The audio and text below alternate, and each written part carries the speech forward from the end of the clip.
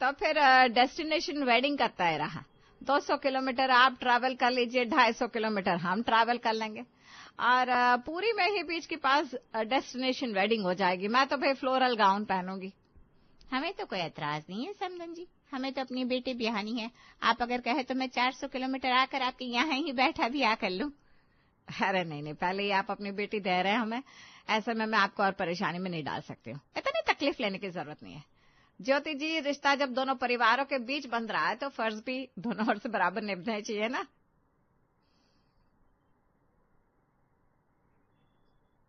ऊपर से destination wedding के चार्जेस भी बजट में। शादी दूर होगी तो ज्यादा लोग पहुंचेंगे नहीं, तो पर प्लेट खर्चा बच जाएगा 16। ऐसे 1000-1500 लोग आते हैं और वैसे मुश्किल से 150 लोग आएंगे। सही है विनीता जी। ये क्या बोल रहे हो तुम? इनकी बात को आप रहने दीजिए समधन जी। जब से दोनों परिवारों में रिश्ता जुड़ा है ना, तब से ये कुछ ज्यादा ही मजाक करने लग गए। अरे जी, कोई कोविड वाला वक्त थोड़ी ना चल रहा है जो 50-100 लोग आकर मान जाएंगे। और अब वो जमाना भी नहीं रहा कि शादी दूर रख दो तो लोग पहुंचेंगे नहीं। यहाँ तो लोग विदेश से आ जाते हैं शादी अटेंड करने। लोगों को छुट्टी मनाने का मौका चाहिए होता है। अगर डेस्टिनेशन वेडिंग कर दी तो लोग और चाव से आते हैं। तो अपने शहर वाले तो पहुंचेंगे ही पहुंचेंगे, और जो नहीं पहुंच पाएंगे वो फिर अलग से पार्टी मांगेगी। तो नुकसान तो मेरा ही है भाई। पर जब इतनी अच्छी बच्ची आ रही है तो ऐसे छोटे मोटे खर्चों पर ध्यान नहीं दिया जाता। क्या सही कह रही हो ना सोनी? बिल्कुल ठीक कह रही है मम्मी आप। मेरी शादी तो आज से 12 साल पहले हुई थी। अगर उस वक्त डेस्टिनेशन वेडिंग का ऑप्शन होता तो मैं भी वही करती। आजकल तो यही ट्रेंड है। वैसे शादी पूरी में होगी तो मेरे सारे ससुराल वाले पहुंच नहीं पाएंगे। मेरा तो कितना मन था मेरे इकलौते भाई की शादी हमारे घर से हो, पर मम्मी ने साफ कह दिया ऐसा कोई काम नहीं होना चाहिए जिससे रूबी के परिवार वालों को हैरेसमेंट हो। वैसे सही जा रहा है। वैसे सही है, डेस्टिनेशन वेडिंग होगी तो रूबी और नवीन ज्यादा वक्त साथ में बिता पाएंगे और अच्छी अच्छी फोटोज भी आ पाएंगे। अब उसी एल्बम को तो पूरी जिंदगी देखनी होगी। तो फिर अब उड़ीसा जाना फाइनल रहा। अब होगी इनकी अच्छी खासी कमाई। नवीन के परिवार वाले अपनी बात मनवाकर निश्चिंत होते ही है कि पीछे से हरि प्रसाद अपनी छड़ी लिए मूंछों को ताव देते हुए अंदर आता है। उसे देखते ही अब तक सोफे और आराम कुर्सी पर बैठे सभी लोग हड़बड़ाकर खड़े हो जाते हैं। तुम पागल हो क्या? तुम क्यों खड़े हो रहे हो? हम लड़के वाले हैं, लड़की वालों के रिश्तेदार आएंगे तो हम क्यों खड़े होंगे? वो हाथ जोड़कर हमें प्रणाम करेंगे। तुम बैठो। और नवीन, तू ना अपने ससुराल वालों की चमचागिरी करना छोड़ दे। याद रखना, उस घर के मालकिन मैं हूं और मैं ही रहूंगी। अभी से अपने ससुराल वालों का होने चला है। दोनों बाप बेटे एक से है मम्मी, देखा नहीं कैसे फट से खड़े हो गए। तभी अभी अभी बने सन्नाटे को चीरता हुआ हरि कहता है, क्या सुन रहा हूं मैं ये सब? हाँ ताऊ जी हम आपसे बिना सलाह मशवरा किए ऐसे ही कुछ नहीं करने वाले थे। बिटिया के ससुराल वाले हैं, ये होने वाले सास ससुर जी, ये ननद, ये दामाद जी। हरि प्रसाद की नजर जैसे ही लड़के के परिवार वालों पर पड़ती है वो अपने दोनों हाथों को जोड़ लेते हैं। ऐसे तो आप लोगों की सभी शर्तों को मानना हमारा दायित्व है, पर हमारे उसूल हमें ये इज्जत नहीं देते कि अपने घर को छोड़कर हम कहीं और से शादी करें, तो शादी तो यहीं से होगी। हरि प्रसाद की बात सुनकर नवीन वापस से अपनी गाड़ी में सवार हो जाता है। ये गीत सुनाने लेकर आई थी मम्मी तुम मुझे यहाँ। तुमने तो कहा था कि तुम कैसे भी करके डेस्टिनेशन वेडिंग की बात कंफर्म करवा ही लोगी, पर ये लोग तो ताऊ जी की तरफ लुढ़क गए। बेकारी रोने की छुट्टी करवाई न स्कूल से मैंने, और अब लौट कर इन्हें क्या कहूंगी? इतना बड़ा काम हाथ से चला गया। दामाद जी का क्या है, वो तो हर तीसरे दिन नया काम देखता है। बोलो कपड़े सिलवाने का काम कर ले, दोनों तरफ के शादी के कपड़े उन्हीं से बनवा लेंगे। अब जब ज्योति जी अपने नियम लगा सकती हैं तो हम क्यों नहीं? गाड़ी में बहस तो होनी ही थी, सो हो रही थी। पैसे बचाने के लिए विनीता ने डेस्टिनेशन वेडिंग की प्लानिंग की थी। सोनी ने सोचा था कि इस वेडिंग को प्लान करके उसके मिस्टर कुछ कमा लेंगे पर किसी का सोचा हो न पाया, और गाड़ी वापस विनीता भवन के बाहर आकर रुक गई। गाड़ी की आवाज सुनकर अब तक हॉल में आराम से बैठी ज्योत्सना खुशी से चिल्लाती है, गाड़ी आ गई भाभी, भाभी। भागती हुई ज्योत्सना दरवाजा खोलती है। तो मैं पैकिंग कर लू ना भाभी, वैसे तो सब हो ही गया है। बस बारात के लिए ना अब मेरे को वो अपनी गुलाबी वाली साड़ी दे देना। वैसे भी आप उसको 2 बार तो पहन चुके लिए। अपने बेटे की शादी में पहनी वाली साड़ी कौन पहनता है? अरे रुक भी जा तू, सब कैंसिल हो गया। क्या ऐसी शादी नहीं तोड़नी चाहिए थी उन लोगों को? छी, सगाई की बात भी हो छी। ज्योत्सना दीदी बस, फुल स्टॉप कहाँ है आपका? पूरी बात तो सुन लिया करो। शादी टूटी नहीं है, बस लड़की वालों ने कहा है कि उनके यहाँ से शादी होनी चाहिए, बारात यहाँ से जाएगी। और नवीन ज्योत्सना की बेचैनी को कम करने के लिए उसे पूरी राम कथा सुना देता है। बाकी सब तो ठीक है भैया, इनकी उदासी समझ में आती। आपको तो खाने से मतलब था, आपका तो इस शादी से कोई फायदा था ही नहीं। और जहां तक रही भाभी आपके परेशान होने की बात, तो आपको तो सोचना चाहिए फायदा ही हुआ है। देखिए दीदी, डेस्टिनेशन वेडिंग होती तो 50 से लाख रुपए का फायदा दामाद जी को हो जाता, पर सारी तैयार की भाग दौड़ में अपनी इकलौते साले की शादी में मजा ही नहीं कर पाते वो। डेस्टिनेशन वेडिंग का आइडिया आप लोगों का था तो पैसे हाफ हाफ होते। अब जब लड़की वाले सब कुछ कर रहे ले, तो आपको क्या है, आपकी तो चुटकी भी नहीं लगी, बस तैयार होके जाने का है। अब बाराती है, बाराती रहने खाने रुकने वापस भेजने तक का सारे इंतजाम शरारती करेंगी शरारती। बात तो ज्योत्सना की एकदम सही है। देखा जाए तो हमारे तो खर्चे बचेंगे। मैं तो आसपास वाले सभी को बोल देता हूँ, बस भर कर लोगों को लेकर जाएंगे, और खर्च जब रूबी के परिवार वाले उठा रहे तो हमें क्या। और एक लंबी डिस्कशन के बाद बाराती निकलने की तैयारियों में लग जाते हैं। आप चाहती तो लड़की वालों पर थोड़ा प्रेशर तो बना सकती थी मम्मी जी, 2-4 पैसे मेरी कमाई हो जाती और क्या ही हो जाता। पर नहीं, आपको तो मेरे नए बिजनेस में ताला ही लगाना था। वही तो दामाद जी, पहली शादी करते आप, वो भी मेरे बेटे की। अगर कुछ ऊपर नीचे हो जाता तो ऊपर से शादी में जितना आपका फायदा नहीं होता उतने पैसे हमारी जेब से निकल जाते। अब सारा खर्च लड़की वाले कर रहे हैं। उनके किसी ताऊजी ने कह दिया कि उनके यहाँ बारात लड़की के घर तक जाती है, तो ना हमें परेशान होने की जरूरत है ना आपको। लिफाफे का कह दिया है हमने। दामाद जी, आपको अच्छा खासा लिफाफा मिलेगा, फिक्र क्यों कर रहे हैं आप। बाकी यहाँ वहां से 2-4 और लिफाफे उड़ा लीजिएगा। 50,000 की कमाई तो मैं आपको ऐसे ही करवा दूंगा।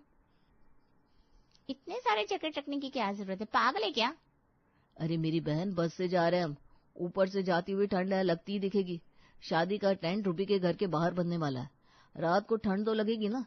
तूने देखा नहीं क्या कितना खुला खुला इलाका है उसके घर की तरफ का।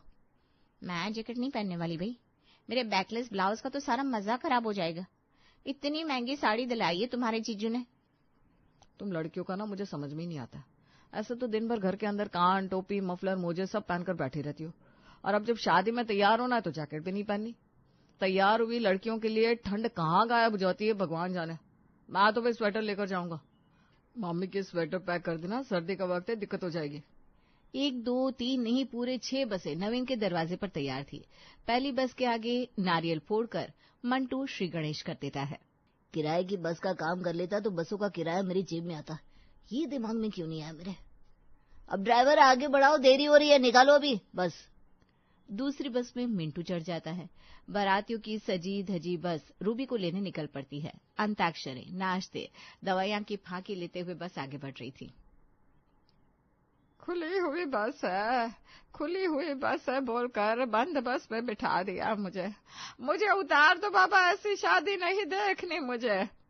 मौसी जी, आपके हाथ में थैली दिए ना, उस पे उल्टी कर लो। अरे तू कर ले उल्टी, पूरी शरीर का शत निकल गया है मेरी। शादी में जाकर क्या ही एंजॉय करूंगी। पता चला पानी चढ़ाने की नौबत आ गई, मुझसे नहीं जाया जाएगा। अरे ड्राइवर, बस रोको। विनीता जी की मायके वालों को हमेशा यही रहता है, ये नहीं कि घर में लड़के की शादी है थोड़ा कॉम्प्रोमाइज कर ले। ड्राइवर रुकने की कोई जरूरत नहीं है, बहरे बन जाओ और गाड़ी चलाते रहो। आधा रास्ता बीत चुका था, आधा रास्ता बाकी था कि अचानक ही मूसलधार बारिश शुरू हो जाती है। अरे सोनी, मेरे बैग से स्वेटर निकाल कर दे दे। बाप रे बाप, कितनी ठंड लग रही है, बर्फ के ओले पड़ रहा है क्या। वही समझ लो मम्मी, ये सब मेरी शादी के वक्त ही होना था। पूरी ठंड में कभी बारिश नहीं हुई एक बार भी, और आज होने लग गई। देख रही है मौसी जी, बंद शीशों वाली बस का फायदा। अभी पानी में भीग गए होते हम सब। तुम अपने कानों को अच्छे से ढक लो मम्मी, क्योंकि शादी के बाद घर लौट कर भी तुम्हें बहुत सी रस्में करवानी है। तुम्हारी तबीयत खराब नहीं होनी चाहिए। और मेरा क्या भूल गए कि लड़की का कन्यादान मैं भी तो करूंगी, तो मेरा भी तो पहुंचना जरूरी है। मेरे सेहत का ख्याल रखने की जिम्मेदारी आप सभी की है। तूफान को काटते हुए बस आगे बढ़ रही थी कि रास्ते में एक बड़ा सा गड्ढा आ जाता है। बस आगे नहीं जा पाएगी, आगे बहुत बड़ा गड्ढा है, वापस रिटर्न जाना होगा। मतलब कि अभी 2 घंटे की जर्नी को कवर करने में 4-5 घंटे लग जाएंगे। और जाओ लड़के की यहाँ, बेटा ब्याह करने नहीं, डेस्टिनेशन वेडिंग होती तो कोई प्रॉब्लम ही नहीं होती। खैर, मेरी सासू माँ को पैसे जो बचाने थे बच गए ना मम्मी जी, पैसे आपके। बारातियों को लग रहा था कि लड़की के यहाँ पहुंचने पर उनकी सारी प्रॉब्लम दूर हो जाएगी और वो आराम से आराम कर पाएंगे, पर ऐसा नहीं होने वाला था क्योंकि तूफान के कारण टेंट उड़ चुका था। हमें तो बिल्कुल अंदाजा नहीं था कि ऐसा हो जाएगा। कुछ छाते और प्लास्टिक है, सर ढककर आगे जाते जाइए, घर में अब कोई दिक्कत नहीं होगी। कोई अपने बैग से अपने सर को ढक रहा था, कोई थैली से, और इसी तरह भागते दौड़ते सभी बस से उतर उतर कर घर के अंदर चले जाते हैं। ये बाहर 2 बांस किसने गाड़े हैं? 2 बांस नहीं बेटा, वो पूरी पंडाल तैयार की थी। तूफान के कारण पंडाल उड़ गया। अब कैटरिंग वाले भी कहाँ खाना लगाएंगे, कुछ समझ में नहीं आ रहा। एक नए टेंट का इंतजाम करना पड़ेगा। बोलना तो नहीं चाहिए अंकल जी, पर इस स्वागत को अच्छा तो बिल्कुल भी नहीं कहा जा सकता। बारिश का क्या है, बारिश तूफान धूप गर्मी को कौन रोक सकता है, पर आपको इंतजाम तो बराबर रखना चाहिए था। और आपका घर तो ऐसे भी इतना खुलासा है कि मैं बाहर पानी में हूँ या घर के अंदर कुछ फर्क ही नहीं लग रहा। होटल तो बुक करवानी चाहिए थी आपको। रूम तो बुक करवाए थे बेटा, पर मंत्री जी का कोई आदमी शहर से आया हुआ है, तो उन्होंने सारे होटल से कमरे बुक करवा लिए। पुरानी सारी बुकिंग को कैंसिल कर दिया गया, तो अब सभी बारातियों को यहीं जैसे तैसे एडजस्ट करना पड़ेगा। पीछे एक सरकारी स्कूल है, मैं जरा वहां पर बात करके आता हूँ, वहां व्यवस्था हो जाएगी तो सब मैनेज हो जाएगा। सही खातिर की उम्मीद लगाए पहुंचे बारातियों की व्यवस्था सरकारी स्कूल में होने वाली थी। मुरारी अपने रिश्तेदारों के साथ स्कूल के हेडमास्टर से बात करने पहुंच जाता है। मुरारी जी, आपकी बेटी हमारी बेटी, अब इतना क्यों सोच रहे हैं? और वैसे भी जैसा मौसम बना हुआ है, सरकारी छुट्टी अनाउंस कर ही देंगे। मैं तो आ गया, पर ना बाकी टीचर पहुंचे ना बच्चे। इससे चाहिए स्कूल किसी की शादी के लिए काम आ जाए। आप आराम से ठहरवा दीजिए बारातियों को, बस एक कमरा छोड़ दीजिएगा। अगर कोई बच्चा आ ही गया पढ़ाने के लिए, क्लास तो खाली होना चाहिए ना। सभी क्लास से टेबल कुर्सी जरा हटवा देंगे ना सर? हाँ, टेबल को पीछे कर दीजिएगा, आगे गद्दा लगवा दीजिए। बस मेरे लिए कमरा तैयार करना मत भूलिएगा। वो क्या है ना, अगर इस बात की भनक मेरी मिसेस को लग गई तो मुझे कहीं नहीं छोड़ेगी, तो रोज मुझे स्कूल आना ही होगा ना। अपना अपना सामान लेकर अपनी फैमिली के साथ स्कूल के क्लासरूम के एक एक कमरे को अपना पर्सनल रूम समझकर बाराती एडजस्ट होना शुरू हो जाते हैं। अरे यार मम्मी, यहाँ तो बहुत ठंड आ रही है। एक कैसी खिड़की है, बंद होने के बाद भी इसमें से हवा अंदर आ रही है। एक काम कर, इस थैली को खिड़की के सामने लगा दे तो हवा अंदर नहीं आएगी। अभी तबीयत खराब नहीं होनी चाहिए बेटा, तुझे अभी फेरों पर भी बैठना है। तभी दरवाजे पर लगी कुंडी को कोई बजाता है। दरवाजे पर सोनी के साथ मिंटू था। मेरी पूरी साड़ी में सलवटें आ गई मम्मी, अब मैं इसे प्रेस कहाँ करवाऊं? कहाँ है आपके नए रिश्तेदार?